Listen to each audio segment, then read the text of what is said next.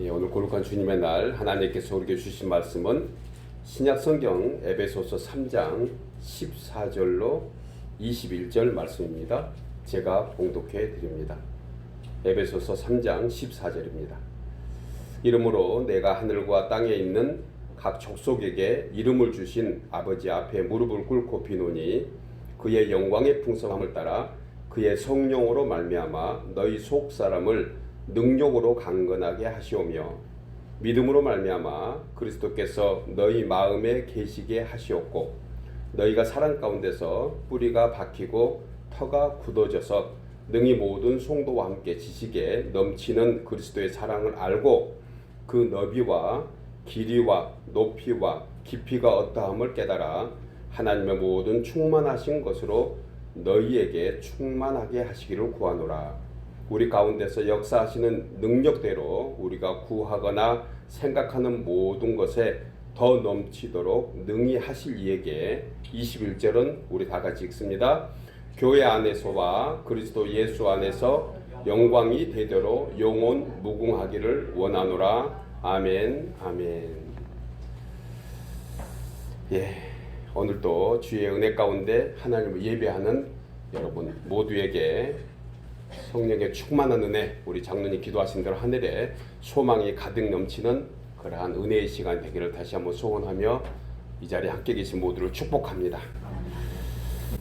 마음에 담은 짧은 이야기의 저자로 잘 알려진 한국의 김상길 목사님의 저서에 이런 내용이 나옵니다. 책이 겨자씨 시리즈이던데 몇 편으로 계속 이어서 지금 발간되고 있는 것들입니다. 그 겨자씨 2에 보면 미국에서 한인교회를 섬기는 목회자의 이야기가 나옵니다. 이 목사님은 보청기 목회로 잘 알려진 분입니다. 보청기 목회. 그 청력이 떨어져서 귀가 잘 안 들리고 또 그래서 보청기를 끼고 있는 이분은 다른 분들이 부정적인 말을 하거나 이웃에 대해서 매도할 때 혹은 극한 감정을 상대가 표출하면 그 보청기를 슬그머니 이렇게 빼버린다고 합니다.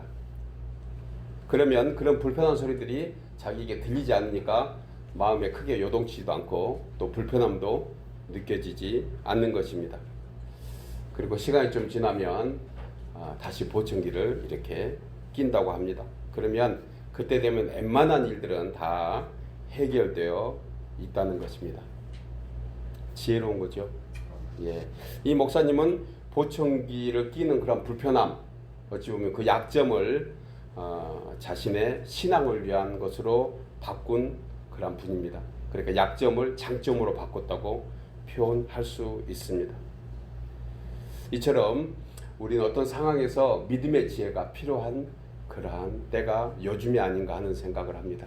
여러분, 우리는 전부 여기 계신 분들은 다 청력이 좋으시고 시력도 좋으셔서 그러지 않지만 혹여 보고 싶지 않는 상황이 있으면 혹시 끼고 계신 안경 그냥 벗어버리세요.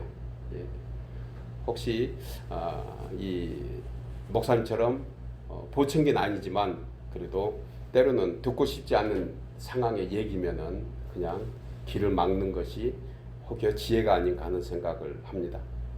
그런데 이 저자가 쓰려고 하는 것은 듣는 귀가 그만큼 중요하다라는 것을 이 겨자씨 책에서 우리에게 말해주고 있습니다.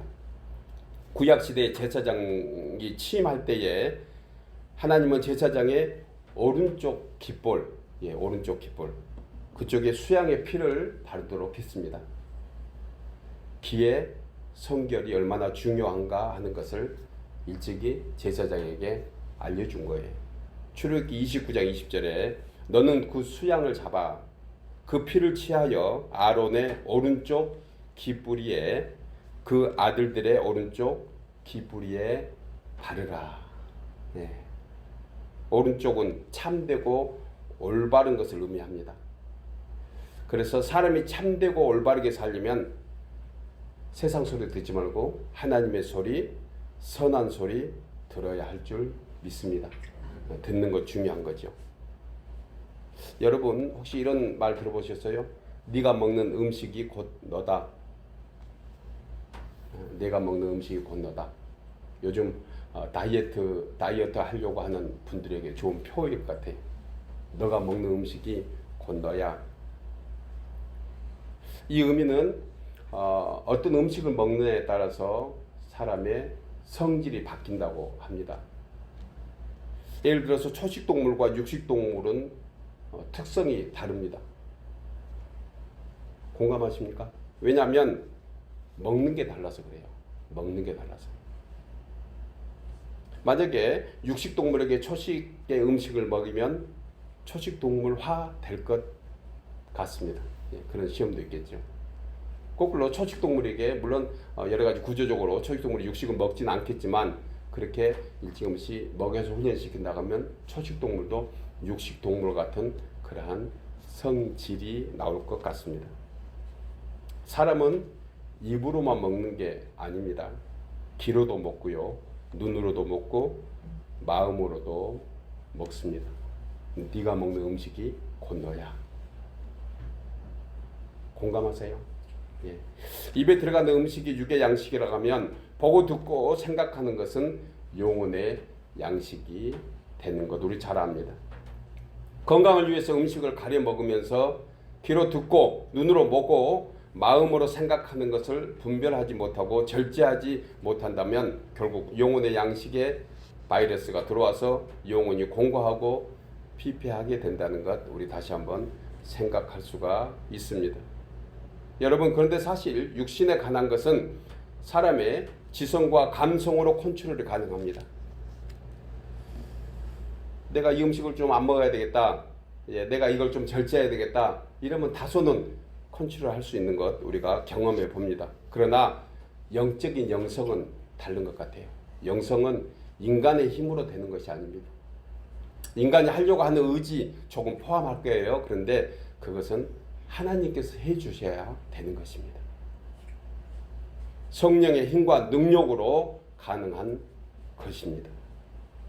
미가 선지자는 미가서 3장 8절에서 오직 나는 여호와의 영으로 말미암아 능력과 정의와 용기로 충만해졌다. 여호와의 영이 아니면 능력도 정의도 용기도 가능하지 않다는 것이에요. 스가랴 4장 6절에 만군의 여호와께서 말씀하시되 이는 힘으로 되지 아니하며 능력으로 되지 아니하고 오직 나의 영으로 되느니라. 이사야 선지자도 하나님의 사람으로 살아가기 위해서 주 여호와의 영이 내게 임하셨으니 이는 여호와께서 내게 기름을 부으셨다고 했습니다. 이사야서 61장 1절 말씀입니다. 이처럼 성도가 세상을 이기며 살아가는 힘과 능력, 그것은 성령의 기름 부으심의 은혜가 있어야 합니다. 오늘 기독교 절기 중에 오늘이 무슨 절기인 줄 혹시 아세요? 성령 강림 주일이에요. 매번 성령이 우리 가운데 역사하고 매번 성령의 역사가 우리 가운데 있어야 되지만 특별히 이런 절기를 둔 것은 다시 한번 성령께서 우리에게 어떤 역사를 하고 있는가, 우리는 성령을 통해서 어떤 일을 할 수 있는가에 대한 말씀을 우리가 함께 나눌 수 있는 것입니다. 사도 바울은 로마서 8장에서 성령께서 친히 우리가 하나님의 자녀인 것을 증거하신다고 했습니다. 이처럼 성령이 아니고서는 하나님을 아바 아버지라고 부를 수 없고 성령의 사람으로 살지 못하고 성령의 권능과 역사를 알지도 못하고 하나님의 권세가 있음에도 불구하고 그야말로 무능력하고 무기력한 성도로 살아갈 수밖에 없는 것입니다. 여러분, 성령의 내주와 즉 성령의 임재, 성령 충만과의 차이가 무엇인지 의미를 잘 알고 계실 거예요. 우리는 하나님을 누구라고 부르죠? 하나님을 아버지라고 부릅니다. 갈라디아서 4장 6절에 주의 성령으로 말미암아 주의 영으로 말미암아 우리는 하나님을 아빠 아버지라고 부른다고 했어요. 로마서 8장 15절에 우리가 주의 성령으로 말미암아 하나님을 아빠 아버지라고 부른다. 주의 영이 아니고서는 그리스도를 주라 할 수 없다. 그러니까 주님을 그리스도로 하나님을 아버지라고 이 자리에 부를 수 있는 사람들만 이 자리에 계시는 줄 믿습니다. 그러니까 성령의 내주가 있는 거예요. 성령의 임재가 있는 것입니다. 문제는 성령 충만이 문제예요. 성령 충만이. 과학적인 용어 중에 질량 보존의 법칙이 있습니다. 이것은 조금 다른 의미의 어떤 그 원리인데 제가 이 질량에 대한 것을 단어를 생각하다가 이 단어를 지금 그냥 인용해 본 거예요. 우리는 모두 하나님을 아버지라고 부르는 그러한 성령의 사람입니다. 중요한 것은 왜 우리가 하나님을 아버지라고 부르면서 우리는 우리 삶에서 하나님의 역사를 우리는 자주 체험하지 못한가? 왜 그럴까요? 충만하지 못해서 그렇다는 거예요. 성령의 충만이 얼마나 중요한가? 이것은 똑같은 어떤 작은 씨앗을 아니면 모종을 심었는데 그것이 어디에 심겼느냐에 따라서 그로잉하는, 자라나는 그러한 것은 분명히 우리가 다 체험하고 있는 것입니다. 분명히 하나님을 아버지로, 예수 그리스도 나의 구주로, 성령을 나의 스승으로, 나의 인도자로 모시고 있는 우리의 모두의 모습인데도 불구하고 우리는 왜 그런 걸 체험하지 못할까? 왜 그럴까요? 성령 충만하지 못해서 그렇다는 거예요. 그래서 질은 하나님의 자녀로 살지만 양이 다르니 체험이 부족하지 않는가 하는 생각을 하게 됩니다. 미국의 성경학자인 루벤 토레이는 성령께서 하나님의 모든 자녀 가운데에 다 거하신다. 그러나 몇몇 사람에게는 그들의 감추어진 성전 안에 그 사람이 성령이 계시는 것조차 경험하지 못하도록 숨어 계실 수 있다. 성령께서 내주하시는데 그는 마음에 계신 성령을 부르지도 않고 깨우지도 않으니 그 성령께서 계시는 것인지 아닌지 모르도록 계실 수 있다는 것입니다. 그러므로 성도는 성령 충만을 입어야 하고 성령께서 역사하심을 믿을 때 그 힘과 능력으로 살아가는 줄 믿습니다.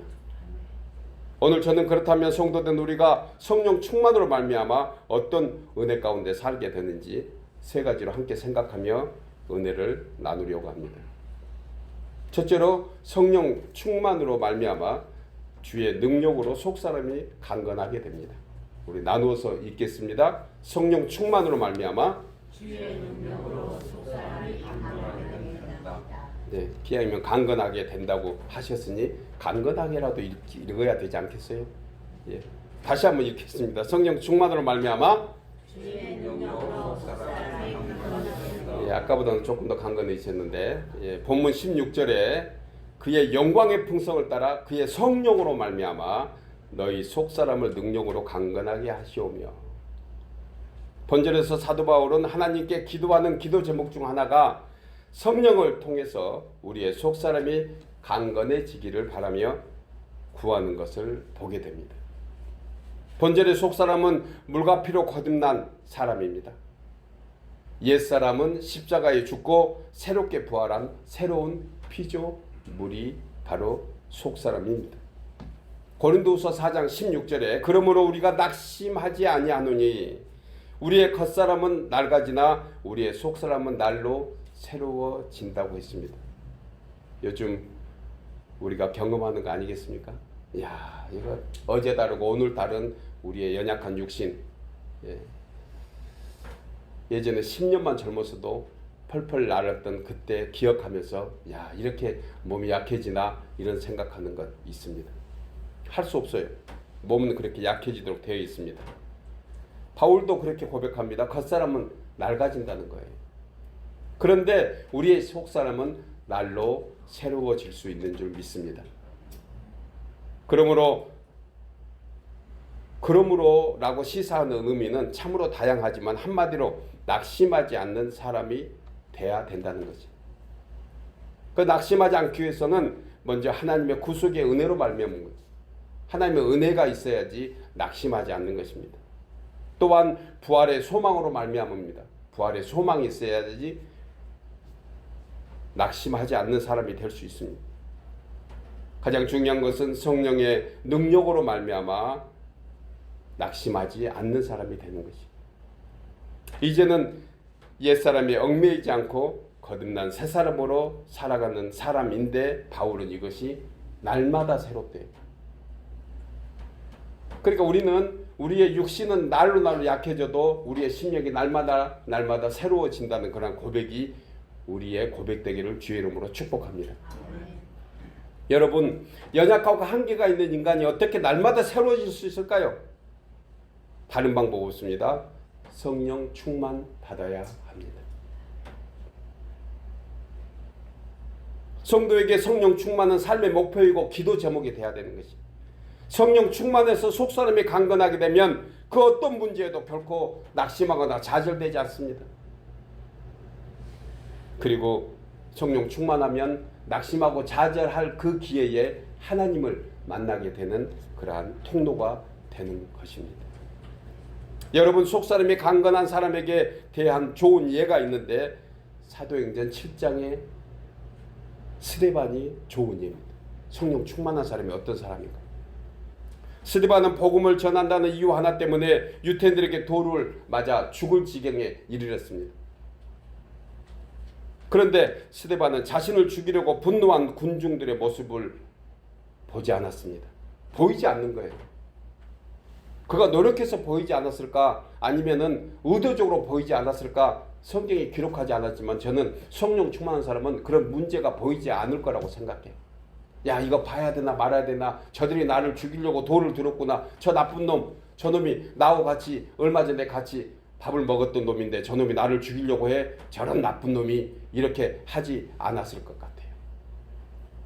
보이지 않는 것입니다. 성령 충만한 사람은 문제가 보이지 않는 것이, 내가 노력해서 보지 않는 것이 아니고 아예 보이지 않는 것이. 그리고 보이는 것은 무엇일까요? 하늘을 우러러봤대. 하늘을. 그 성난 군중들 모습, 때로 죽이려고 달라드는 그들을 보지 않고 그냥 하늘을 우러러 본 거예요. 돌에 맞아서 피가 철철 흐르고 곧 죽을 것 같은 고통이 있음에도 불구하고 그런 것들이 문제가 되지 않았습니다. 사도행전 7장 55절입니다. 스데반이 성령 충만하여 하늘을 우러러 주목하여 하나님의 영광과 및 예수께서 하나님 우편에 서신 것을 보고, 문제 보면 문제밖에 안 보이는데 그 문제 보지 않고 하늘을 보니 하나님의 영광이 돼. 문제 때문에, 문제로 인해서 하나님을 보는 기회가 됐으니 보고 나니 그것이 오히려 하나님과 만나는 축복인 것이죠. 그것도 하나님 우편에 예수님께서 서서 계신데 얼마나 멋진 모습이세요. 얼마나 응원하고 계셨을까요? 예수님이 서서 응원하신 부분은 이 대목밖에 없습니다. 저와 여러분도 하나님 보좌에 앉아 계신 예수님을 이렇게 세우는 그러한 성령 충만이 있기를 주의 이름으로 소원합니다. 얼마나 멋있어요. 스데반이 성령 충만하여 자신을 죽이려고 때려 몰려든 군중들, 수없이 날아오는 돌들 보지 않고 성난 군중도 보이지 않는 것은 다른 이유가 아닙니다. 성령 충만했기 때문에. 성도된 우리가 살아가면서 수많은 고난과 시련을 만나게 됩니다. 누가 원합니까? 다 피하고 싶습니다. 우리의 기도 제목 그거 아니에요? 그저 편하게 살게 해주세요. 잘 먹고 잘 살게 해주세요. 병원 한 번 안 가게 해주세요. 마스크 안 써도 코로나 나하고 상관없게 해주세요. 우리 다 비슷하고 동일한 그런 기도 제목입니다. 그런데 제가 아는 몇몇 사람도 코로나 때문에 저 세상 간 사람 많이 있습니다. 죽고 싶겠어요, 누가? 원치 않지만 고난과 시련을 만날 수밖에 없는 인생들입니다. 경험에 따라서 자신의 잘못과 실수로 인해서 고난을 당하기도 합니다. 혹은 스데반처럼 복음을 전하다가 예수님 증거하다가 예수님 때문에 예수님으로 인해 살다가 고난을 당하기도 합니다. 이런저런 문제를 만나고 당하지만 그 일을 통해서 하나님 만나면 더 복된 인생 됩니다. 어떻게 만날 수 있어요? 성령 충만해야 돼요. 성령 충만. 하루에 2번, 3번 기도하자. 아침에 기도하고 점심때 기도하고, 무슬림 사람들처럼 5번은 못해도, 엎드려서 못해도, 길 가다가 엎드려서 못해도 그래도 앉은 자리에서 기도하다 작정하고 기도 시작하지만 하루에 3번, 5번 정해진 대로 기도되던가요? 그 마음 먹는 것조차도 큰 은혜고 성령 충만이죠. 그러나 우리는 우리의 힘만 가지고 영성을 만들어갈 수 없는 거지. 성령 충만해야 됩니다. 기도 제목은 간단합니다. 주여 성령 충만케 해주옵소서. 여러분, 사도 바울은 성도된 우리가 세상을 이기는 능력은 속사람으로 강건해야 된다고 얘기했습니다. 속사람의 강건은 성령 충만해야 됩니다. 속사람이 강건해야 되는 것은 성령 충만. 성령 충만하지 않으면 세상 풍파에 쓸려가고 세파에 시달려서 세상을 극복할 수 없습니다. 사랑하는 여러분, 믿음의 결국이 영혼 구원이라고 하면 영혼 구원은 단순히 죽어서 천국 가는 것뿐만이 아니고 이 세상에서 강건하게 사는 것이. 그러기 위해서는 우리 속사람이 성령 충만받아서 강건함을 입어야 하는 줄 믿습니다. 우리 모두가 이런 사람 되기를 바랍니다. 세상 넉넉히 이기는 스데반가처럼 문제 보지 않고 보이지 않고 문제 만날 때마다 오로메리 하늘으로 볼 수 있는 저와 여러분 되기를 주의 이름으로 축복합니다. 두 번째로 성령 충만으로 말미암아 주의 사랑을 깨닫고 체험하게 됩니다. 나누어서 읽겠습니다. 성령 충만으로 말미암아 본문 18절 이하에서 능히 모든 성도와 함께 지식에 넘치는 그리스도의 사랑을 알고 그 너비와 길이와 높이와 깊이가 어떠함을 깨달아 하나님의 모든 충만하신 것으로 너에게 충만하게 하시기를 구하노라. 본절에서 주의 능력으로 속사람이 강건하여지기를 소원했던 바울의 두 번째 기도의 소원이 이 본문의 얘기입니다. 주의 사랑을 깨달아 체험하기를 원합니다. 주님, 매일같이 주의 사랑을 제가 체험하기를 원합니다. 그러기 위해서 그리스도의 사랑을 알고 깨닫는 가장 중요한 것, 그것은 이 단어 속에 있습니다. 안다예요. 안다. 알아. 이것은 단순히 지식적인 이해관계가 아닙니다. 그냥 머리로 아는 것을 안다고 하지 않습니다. 인격적이고 실질적인 관계를 의미합니다. 성도 중에 지식만으로 된 이 사람을 머리 신자라고 합니다. 지식만으로. 아는 것은 되게 많아요. 머리가 좋아서 성경 잘잘잘 외우고 있는 사람도 많아요. 그렇잖아요. 예. 어떤 사람은 아는 것은 별로 없어요. 잘 안 외워져요. 앞절 외우면 뒷절 잊어버리는 거예요.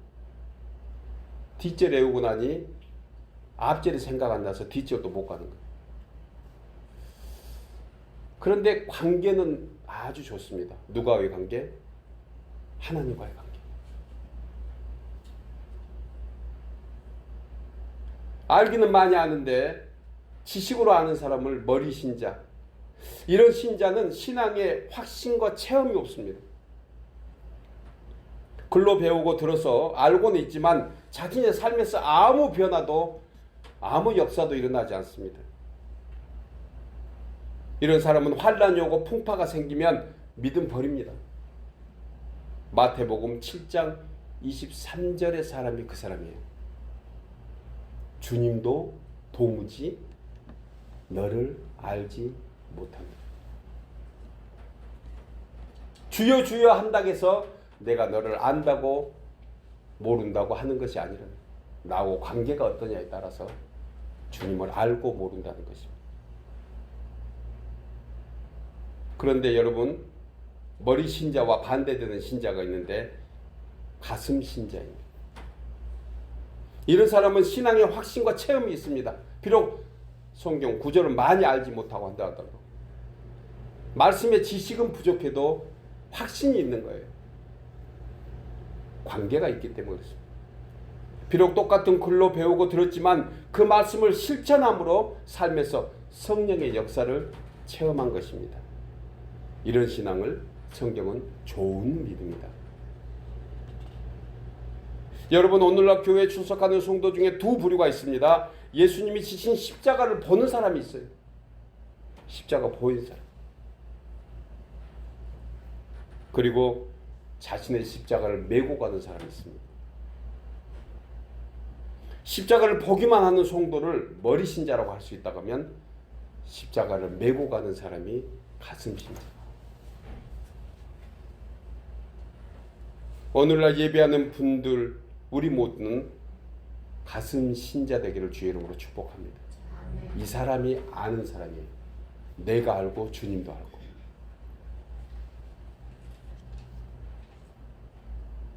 사도행전 17장에 나오는 베레아 사람들이 가슴 신자 사람이에요. 11절에 베레아 사람은 데살로니카에 있는 사람보다 더 신사적이어서 간절한 마음으로 말씀을 받고 이것이 그러한가 하여 날마다 성경을 상고하였다. 이 사람들이 아는 사람이래도요. 데살로니카 교인들도 예수님을 영접한 사람들이 많이 있었습니다. 그런데 데살로니카 교인들이 신사적이라고 표현하지 않아요. 베레아 사람들이 그렇다는 것입니다. 여기서 언급한 베레아와 데살로니카 이 두 지역이 사실 멀리 떨어지는 지역이 아니에요.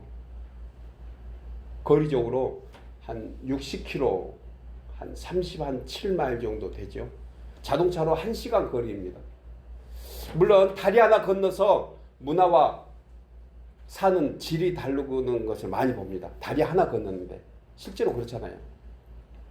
강 하나 건너서 잘 살고 못 살고, 부유하게 살고 어렵게 살고, 똑똑한 사람, 좀 못난 사람, 다 강 하나 차이로 있습니다. 그런데 60km 그 당시에 되는 이 거리는 크게 문화 차이가 없다고 제가 해석을 하고 싶어요. 데살로니카 베레아 문화를 성경이 얘기하지 않았습니다. 제가 그냥 연구해 봤습니다. 그렇다면 도대체 이 사람에게 왜 저자 누가는 왜 베레아 사람이 더 신사적이다, 베레아 사람이 더 가슴 신자다, 왜 그랬을까 제가 곰곰이 생각해 봤습니다. 묵상하는 가운데 신앙 의지가 데살로니카 사람들보다 더 좋은 이유는 바로 성령 충만해서입니다. 성령 충만해서. 성령 충만한 근거가 무엇이죠? 성령 충만한 근거가 바로 간절한 마음으로 말씀을 받고 그 말씀이 그러한가 하여 날마다 성경을 상고하더라. 날마다 나의 삶에 그 말씀이 어떠한가 적용하더라, 이 얘기예요. 이 성령 충만하지 않아요? 바울과 실라가 똑같은 말씀을 전했습니다. 저들은 같은 말씀을 들었습니다. 말씀을 똑같이 그 시간에 들었을 것입니다. 그런데 그들은 말씀을 받은 자세와 열정과 믿음이 달랐습니다. 이유가 무엇이죠? 성령 충만해서. 여러분, 말씀은 준비된 마음밭에 떨어졌을 때 좋은 열매를 맺는다고 했습니다. 그러니까 성령 충만한 상태에서 말씀 받아야 되는 것이. 이 내용을 마태복음 13장에서 예수님은 4가지 땅의 비유로 우리에게 설명해 주고 있잖아요. 4가지 땅이 무엇입니까?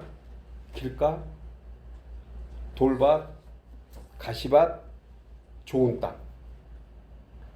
19절에 아무나 천국 말씀을 듣고 깨닫지 못할 때는, 말씀을 들었는데 깨달음이 없는 거예요. 관계가 없으니까. 성령 충만하지 못해서. 그렇게 되면 악한 자가 와서 그 말씀에 뿌린 것을 빼앗나니 이는 곧 길가에 뿌린 자요. 돌밭은 말씀을 듣고 즉시 기쁨으로 받되 그 속에 뿌리가 없어서 잠시 견디다가 말씀으로 말미암아 환난이나 박해가 일어날 때 곧 넘어지는 자요. 가시떨기에 뿌렸다는 것은 말씀을 들으나 세상의 염려와 재물의 유혹에 말씀이 막혀 결실하지 못하는 자요. 끝으로 좋은 땅에 뿌려졌다는 것은 말씀을 듣고 깨닫는 자니 결실하여 어떤 것은 100배, 어떤 것은 60배, 어떤 것은 30배가 되느니라. 베레아 사람들 얘기하는 것입니다. 그런데 중요한 것은 이 씨앗의 크기가 중요해요. 중요한 것은 이 씨앗의 크기가.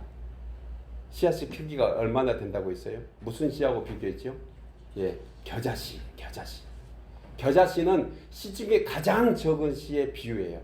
가장 작다고 합니다. 그런데 왜 예수님께서 겨자씨에 대한 비유를 얘기했는가? 제가 묵상하는 건데 한 가지 답은 분명합니다. 여러분, 씨앗, 죽은 씨앗 보셨어요? 죽은 씨앗이 있습니다. 그래서 혹시나 씨앗을 오랫동안 보관하려면 냉장고에 보관하라고 그래요. 냉동? 예, 어찌됐든.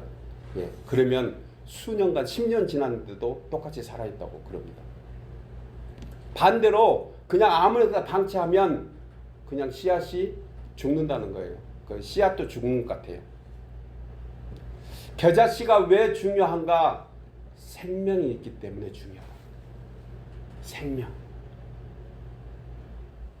눈에 잘 보이지 않지만 세상 사람들은 너무 작은 것을 업신여기고 무시하고 하찮게 여길 수 있지만, 그러나 이것이 자라면 어떤 나무보다 커서 새들이 와서 놀고 먹고 잔다는 거예요.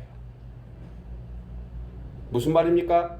겨자씨 신앙이 세상 사람들이 보기에는 하찮아 보여도 여러분, 하나님의 사랑과 관심만 받으면요 세상이 그 어떤 부유한 사람보다 행복하게 살 수 있는 줄 믿습니다.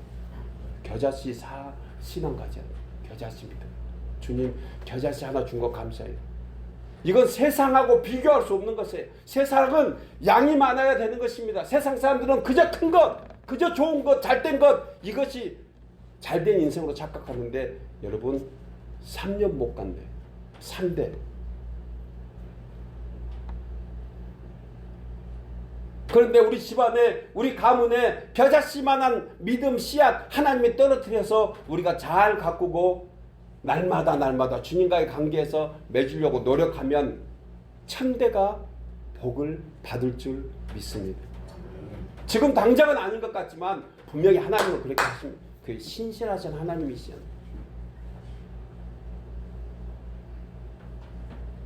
세상 사람은 하찮아 보입니다. 그 겨자씨만한 거 그것 가지고 교회 다니는 꼴이 왜 그래? 차라리 골프 치러 가다 하고 이렇게 유혹하는 사람이 세상에 천지빛깔 많잖아요. 요즘 돈만 있으면, 아니 그렇지 않아도 차저만 다니면 얼마든지 좋은 데 많이 다니잖아요. 주일날 가서 힘들게 예배드리고 일주일 내내 일하고 세상 사람이 볼 때 하찮아 보일 수 있습니다.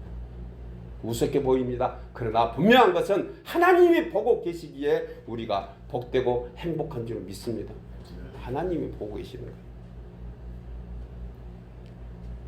여러분, 이 겨자씨만 믿음이 왜 필요하고 소중한가? 인간이 가히 상상할 수 없는 하나님의 능력이, 은혜가 있기 때문에 그렇습니다. 비록 사람이 볼 때 별거 아닌 것 같은 사람이라 할지라도 그 속에 성령이 계시면, 그리고 듣기야 성령의 충만함을 입으면 히브리서 11장 38절의 말씀과 같이 된대도요. 저 사람은 세상이 감당할 수 없도다. 아멘. 세상이 감당할 수 없어요. 세상에 감당할 수 없는 사람이 성령 충만한 사람이에요. 건들고 싶지도 않는 거예요. 세상이. 이런 체험이 있기를 주의 이름으로 축복합니다. 세상이 가히, 금덩어리가 가히 나를 넘어뜨리지 못한다. 세상의 어떤 권세가 아무리 건강이 좋은 사람이라 하더라도 하나님 불려가면 하룻밤 사이에 불려갑니다. 그러나 여러분, 몸이 좀 허약해서 주님 만나고 살면 더 행복하게 오래 살 줄 믿습니다. 세상이 감당하지 못해요. 사랑하는 여러분, 지금 여러분의 마음밭은 길가입니까? 돌밭입니까? 가시밭이십니까? 이 말씀을 듣고 우리 모두는 성령 충만해서 옥토가 되어 베레아 사람들처럼 주님 앞에 칭찬받고 큰 결실로 하나님께 영광 돌리는 우리 모두 되기를 주의 이름으로 축복합니다. 마지막 세 번째로 성령 충만으로 말미암아 믿음으로 구하는 모든 것에 넘치도록 받게 됩니다. 제목만 들어도 얼마나 풍성합니까? 나눠서 읽을까요? 성령 충만으로 말미암아 믿음으로 구하는 모든 것에 넘치도록 받게 됩니다. 앞에 제가 믿음이란 것을 일부러 넣었을까요? 아닐까요? 예, 일부러 넣었습니다. 그냥 구하는 것 넘치도록 받는다고 하면 세상 사람도 다 좋아하는 거예요. 그런데 우리 앞에 단서가 붙었어요. 믿음으로. 아이고 주여, 믿음만 빼고 그냥 다 주시지. 저도 그러고 싶은데 성경은 아니라 하네요. 믿음으로. 믿음으로. 본문 20절에 우리 가운데서 역사하시는 능력으로 우리가 구하는 거나 생각하는 모든 것에 더 넘치도록 능히 하실 이에게. 본절은 사도 바울이 앞서서 강구한 두 가지 주의 능력으로 속사람이 강건하여지고 주의 사랑을 깨닫고 체험하기를 소원하는 그 강구, 그가 하나의 더 기도 제목이 있습니다. 하나님께서 분명히 해 주시리라고 믿는 믿음이었어요. 여러분, 믿음은요, 하나님이 해 주신다고 믿는 것이 믿음입니다. 하나님께서 해 주신다. 따라서 하나님께서는 믿고 구하는 성도에게 예수 그리스도의 역사와 성령의 능력으로 반드시 믿고 구하는 것은 하나님의 때에 이루어 주실 줄 믿습니다. 그런데 여기 한 가지 더 팁을 드릴게요. 무엇입니까? 모든 것에 더 넘치도록 주신대요. 우리가 원하고 바라는 것에 그것만 해주신 것도 무한 감사한데 거기에 넘치도록 더해 주신다고 그래요. 왜 아멘을 자신 있게 하지 못할까요? 믿음이 적어서 그런 것이겠죠. 누가복음 6장 38절에 후히 되어 누르고 흔들어 넘치도록 하여 너희에게 안겨 주시리라. 아멘 하신 분은 그렇게 될 줄 믿습니다. 지금도 아멘 안 하면 기도해 보시기 바랍니다. 그런데 왜 이렇게 못 받고 있는가? 답은 너희가 헤아리는 그 헤아림 때문이래. 이건 이제 다른 의미에서 주님은 얘기하셨습니다. 저는 이것을 다르게 해석하고 싶어. 이 대목에서는 너희가 헤아림 때문이다. 헤아림 뭐죠? 인간적인 생각으로 계산하기 때문이다. 하나님을 하나님 되게 하는 것이 신앙인데 하나님을 인간 되게 하는 거예요. 내가 못하니 하나님이 어떻게 하셔요? 기도조차 안 하는 거예요. 오늘날 많은 성도들의 모습입니다. 차라리 이때는 머리 신자가 나은 것 같아요. 머리 신자가. 성경 말씀이 그대로 하면 된다고 했잖아요. 주님은 능치 못함이 없느니라. 구하면 다 해주시느라. 말씀이 그렇게 되니 차라리 그 단어라도 그 말씀이라도 애워서 하면 그대로 되지 않겠어요? 내가 못하니까 하나님도 못하신다? 이게 무슨 신앙이에요? 자기가 그냥 하면 되지. 그런데 실제로 그렇게 우리는 살아가는 사람들이 많이 있다는 것입니다.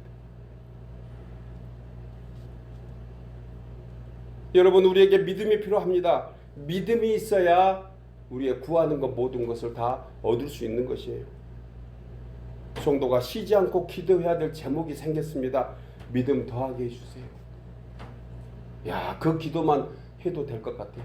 주님, 믿음 더하게 해주세요. 아침에 일어나셨어요.